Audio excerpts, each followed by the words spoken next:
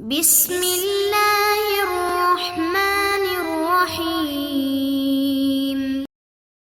السلام علیکم ورحمۃ اللہ وبرکاتہ۔ معزز طلبہ کرام، کیسے ہیں؟ آج ہم اصول الشاشی کے سبق نمبر 95 کو پڑھیں گے۔ آج کے سبق کا عنوان ہے کہ امر تکرار کا فائدہ دیتا ہے یا نہیں۔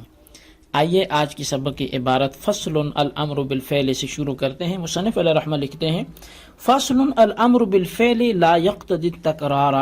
یہ فصل ہے اس بارے میں کہ امر بالفعل تکرار کا تقاضا نہیں کرتا۔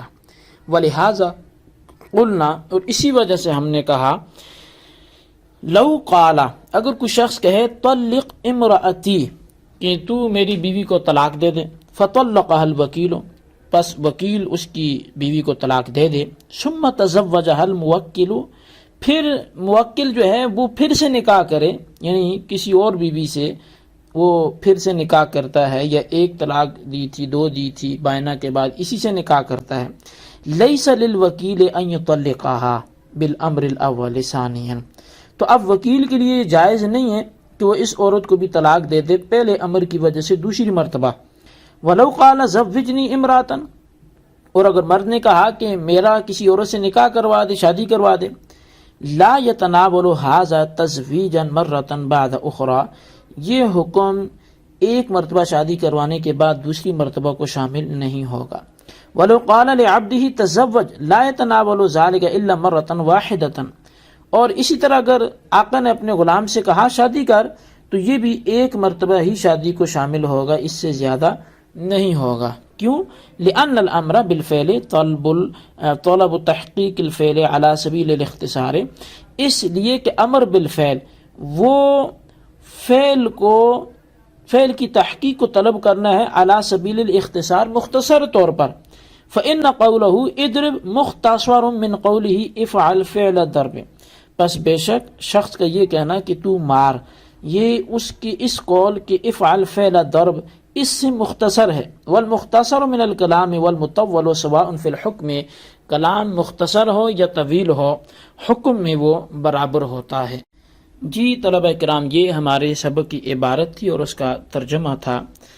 آج کی عبارت میں مصنف علیہ رحمہ نے اس سے پہلے امر مطلق کے حکم کو بیان کیا تھا، اس کی فراغت کے بعد الامر بالفعل سے امر مطلق کے متعلق یہ بیان کرنا چاہتے ہیں کہ امر بالفعل تکرار کا تقاضا کرتا ہے یا نہیں۔ اس بارے میں ٹوٹل 4 مذاہب ہیں۔ مذہب کو بیان کرنے سے پہلے تکرار کی تعریف سمجھ لیں۔ تکرار کی تعریف یہ ہے کہ هو الفعل مرة بعد اخرى، کہ ایک کام کو بار بار کرنا یہ تکرار کہلاتا ہے۔ مذاہب کی تفصیل یہ ہے کہ سب سے پہلا مذہب اس معاملے میں ابو اسحاق اسپرائینی اور عبد القادر بغدادی کا ہے کہ ان کے نزدیک امر بالفعل تکرار کا تقاضا کرتا ہے، کہ ان کے ہاں امر کا جو موجب ہے وہ ہی تکرار ہے۔ اور امام شافعی یہ دوسرا نظریہ رکھتے ہیں، دوسرا مذہب ان کا ہے، ان کے ہاں امر بالفعل تکرار کا تقاضا تو نہیں کرتا مگر تکرار کا احتمال ضرور رکھتا ہے۔ تیسرا مذہب اس حوالے سے وہ بعض احناف اور بعض شوافی کا ہے۔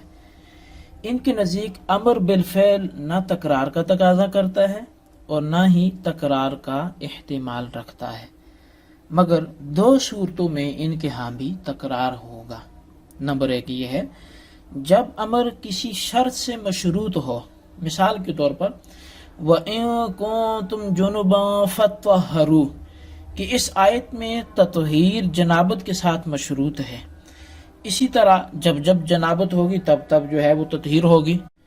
دوسرا یہ ہے کہ جب امر کسی وصف سے موصوف ہو، مثال کے طور پر الزانیۃ والزانی فاجلدوا، کہ اس آیت میں کوڑے مارنا وصف زنا کے ساتھ موصوف ہے، لہٰذا ان صورتوں میں شرط اور وصف کے تکرار سے امر کا بھی تکرار ہوگا۔ یہ 2 صورتیں ہیں بعض احناف اور بعض شوافی کے ہاں امر کے تکرار کی۔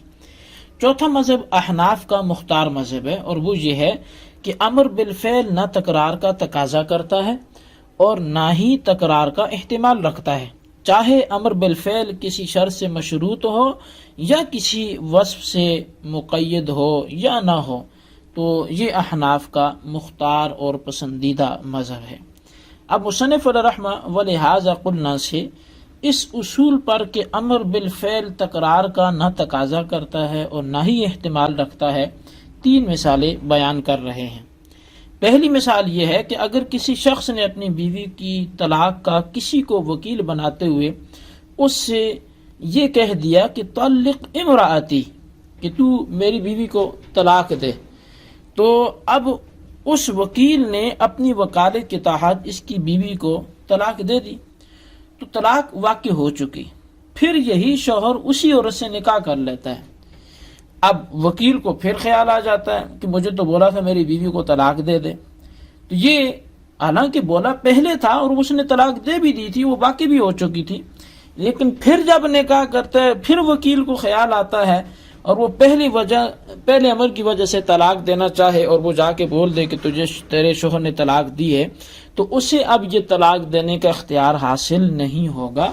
کیونکہ امر بالفعل نہ تکرار کا تقاضا کرتا ہے اور نہ ہی تکرار کا احتمال رکھتا ہے۔ لہٰذا وکیل کو صرف پہلی بار طلاق دینے کا اختیار ہوگا، دوسری بار طلاق دینے کا وہ بالکل بھی مجاز نہیں ہوگا۔ یہ پہلی مثال تھی امر کے تکرار کا تقاضا نہ رکھنے کی وجہ سے اور نہ احتمال رکھنے کا یا کرنے کی، یہ پہلی مثال تھی۔ دوسری مثال مصنف نے یہ بیان کی کہ اگر کسی شخص نے دوسرے کو وکیل بناتے ہوئے کہا زوجنی امراتن، کہ تو کسی عورت سے میرا نکاح کرا دے، شادی کرا دے، اب اس وکیل نے اپنی وکالت کے تحت اس شخص کی شادی کرا دی، تو حکم کی تعمیل ہو چکی، اس نے جو آرڈر دیا تھا وہ پورا ہو گیا۔ اب پھر پہلے ہی امر کے ساتھ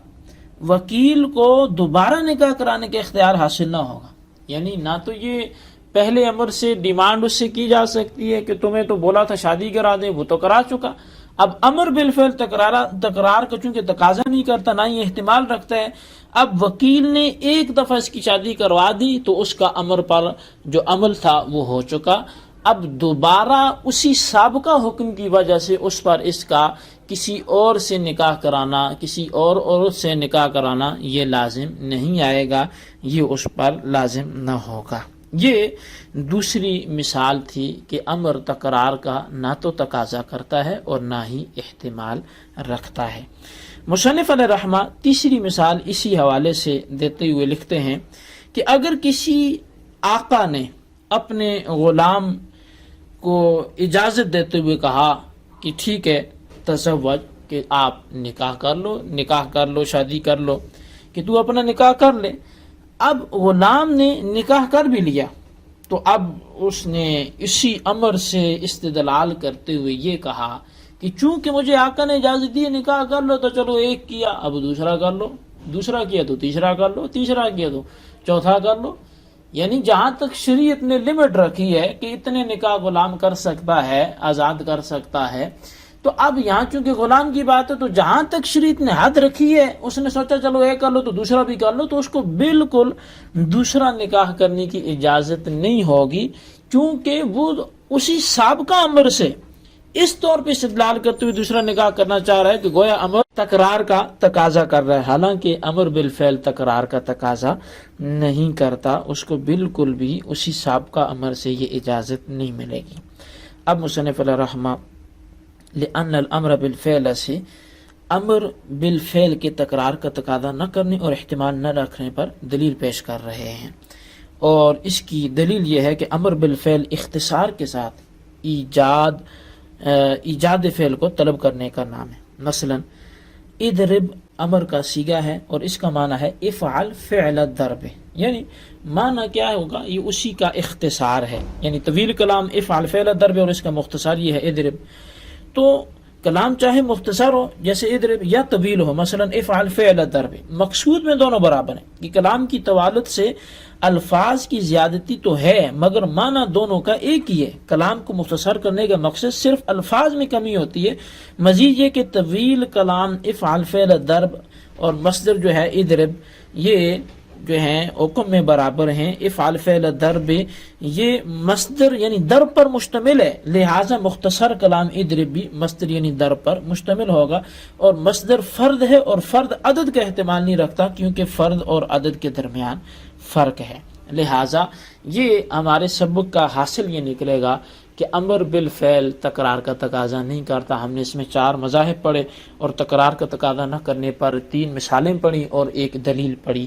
اور اس سبق کو آپ نے جو سمجھا اپنے الفاظ میں خلاصتاً اپنے رجسٹر پر نوٹ کریں، بالخصوص ان سوالات کے جوابات دیں. سوال نمبر 1 یہ ہے کہ امر تکرار کا تقاضا کرتا ہے یا نہیں کرتا، اس میں مذاہب کے نام لکھیں. سوال نمبر 2 یہ ہے کہ کسی ایک مثال سے واضح کریں کہ امر بالفعل تکرار کا تقاضا نہیں کرتا. اللہ تبارک و تعالیٰ سے دعا ہے جو کچھ ہم نے سنا پڑھا اسے یاد رکھنے کی توفیق نصیب فرمائے. آمین.